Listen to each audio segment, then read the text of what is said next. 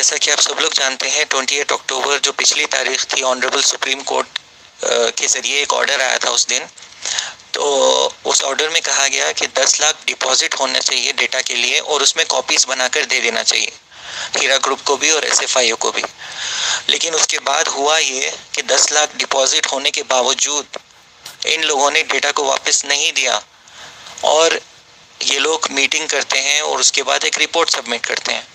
और ये बात ऑपोजिशन साइड को मालूम है, मतलब जो दुश्मनान हीरा है उन लोगों को ये बात मालूम है, लेकिन फिर भी आप लोगों के सामने ये अपडेट नहीं दे रहे हैं। तो आप लोग जो है जेन्युइन सोर्सेज से अपडेट लीजिए। ये लोग जो है सच बात को नहीं बताकर गुमराह करने वाली बातें बता रहे हैं आप लोगों को। तो बात को छुपाया जा रहा है कि डेटा नहीं दिया इन लोगों ने 10 लाख मिलने के बावजूद।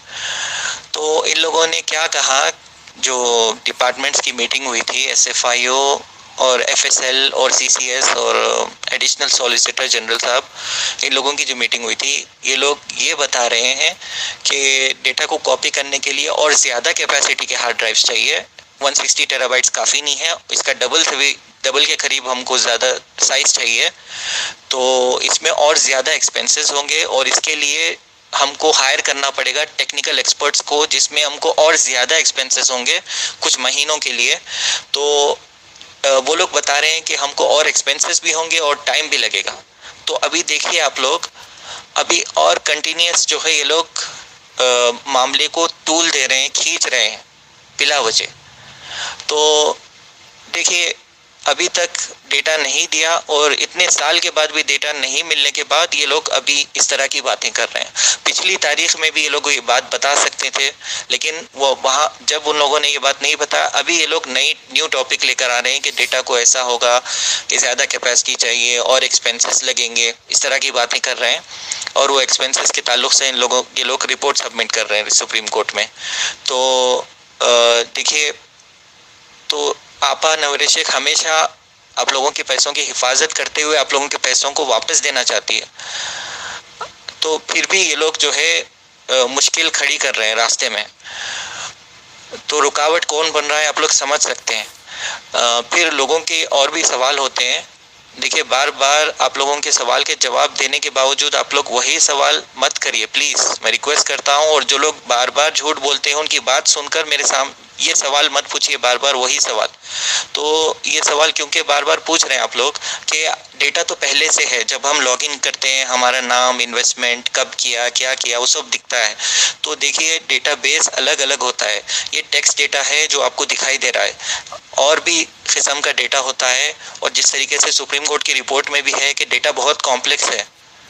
तो सिक्योर डेटा जो फाइनेंशियल डेटा होता है उसका डेटाबेस अलग है।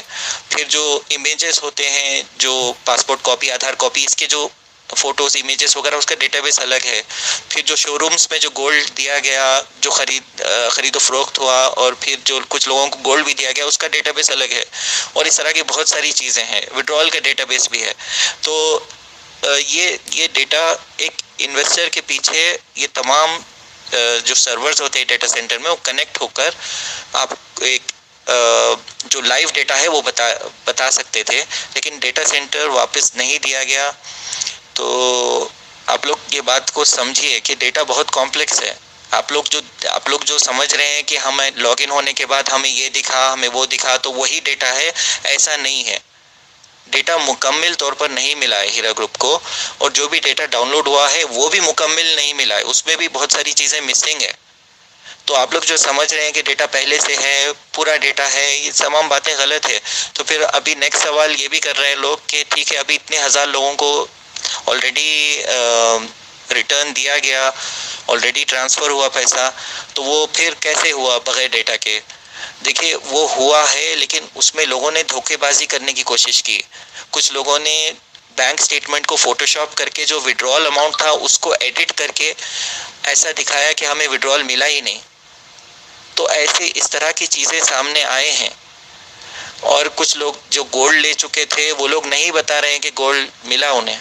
एक चाचा है मशहूर, ब्लैकमेलर चाचा, उन्होंने भी इस तरीके की हरकत की है कि मतलब नहीं बता रहे थे कि उनको गोल्ड मिला। जब उनसे सवाल किया गया कि देखिए, आपने फलाना शख्स से गोल्ड लिया था फलाना तारीख को, तो वो कह रहे हैं कि मैं बूढ़ा हो चुका हूँ, मैं भूल गया हूँ, मुझे याद नहीं रहता, इस तरीके की बातें।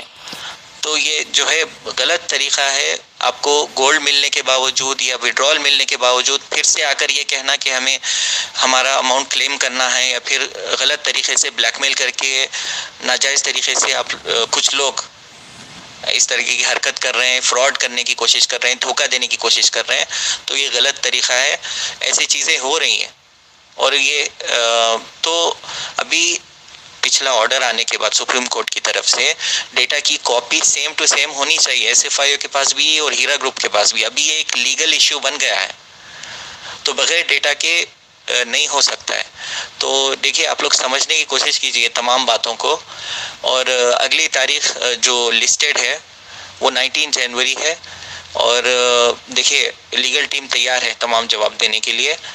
और ये अपडेट आपको मिल रही है। बार बार वही सवाल प्लीज़ मैं रिक्वेस्ट करता हूँ, मत पूछिए। और आप लोग जो है दुश्मनाने हीरा के जो ऑलरेडी झूठे साबित हो चुके हैं, ऑलरेडी उनकी बातें गलत है, तो उनकी बातें सामने लाकर आप लोग बदगुमानी से सवाल मत करिए प्लीज़, मैं रिक्वेस्ट कर रहा हूँ। बात समझ में आ जाती है कि किसकी बातों से आप लोग इन्फ्लुएंस हो रहे हैं। बहुत सारे लोग इन्फ्लुएंस हो रहे हैं दुश्मनाने हीरा की बातों से, लेकिन अभी तो बहुत क्लियर कट मालूम हो गया कि वो लोग आपको गुमराह कर रहे हैं और कुछ नहीं। तो गैर ज़रूरी मामले को तूल दी जा रही है और खींचा जा रहा है, लेकिन ये ज़्यादा टाइम तक नहीं चलेगा। Honourable supreme court final judgment भी देगी और ये चीज़ ख़त्म होने वाली है इंशाल्लाह। तो ज़्यादा टाइम नहीं चलेगा, सब्र करिए। मेरी दुआ है कि तमाम लोग जितने इन्वेस्टर्स हैं हीरा ग्रुप के, तमाम मेंबर्स हैं, उनकी परेशानियां दूर हो जाए, उनके पैसे वापस मिल जाए। मेरी ये दुआ है जल्द से जल्द मिल जाए।